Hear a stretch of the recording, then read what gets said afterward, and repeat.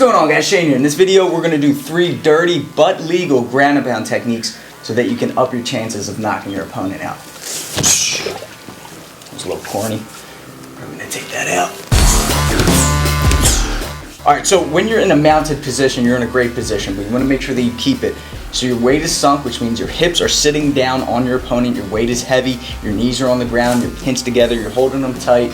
You want to control their head, you want to control their hips, you want to control their arms, you want to mix your strikes up, and you want to make them count, okay? So that's pretty much what you always want to keep in mind when you're working that ground and pound. You're not just throwing crazy punches, all right? Because they're going to buck up and they're going to knock you off. All right, the first technique is using your head, all right? Grinding the top of your head into the soft parts of your opponent's face. Okay, so when your opponent feels the top of your head grinding into their nose, they're naturally going to turn away. Let's say they turn over here. Well, I'm going to punch them in the face, something even harder than the top of my head. All right, so if you're an MMA fighter, a street fighter, or just looking to get in better shape, make sure you hit that subscribe button now so you get these fight tips before your opponent does. All right, next is a tricky technique because you, for a split second, let your opponent relax. So what you're going to do is turn as if you're going for a submission for the legs. Maybe you're switching to go for a knee bar or something like that, or even just hammer fist their thigh, right? It's a nuisance. They think low, and when they do, they relax for that split second, you drop, boom, a diving punch to the face.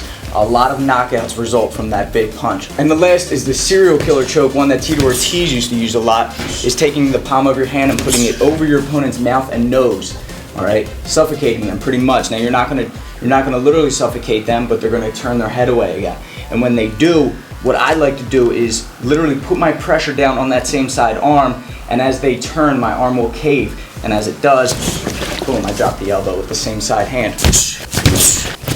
Boom, awesome guys. So these are just some ground and pound techniques from the mounted position. You want to be knowledgeable in all aspects, from the side mount, from knee on belly, what have you. You want to be dangerous in all positions. So make sure you're a member at my fight gym. Link is in the description below, all right? We teach MMA techniques, Brazilian Jiu-Jitsu, stand-up, full-length exercises, everything that you need to be a fighter. All right, we'll develop your muscles, we'll develop your knowledge, everything that you need. Also, if you want a heavy bag like this, you can use any one, but this one is adjustable in weight and firmness. Max MMA heavy bag is the way to go. All right, so the link is also in the description below. We'll see you guys next time. Make sure you subscribe. Don't forget, get those fight tips before your opponent does. See you guys later. It's still corny.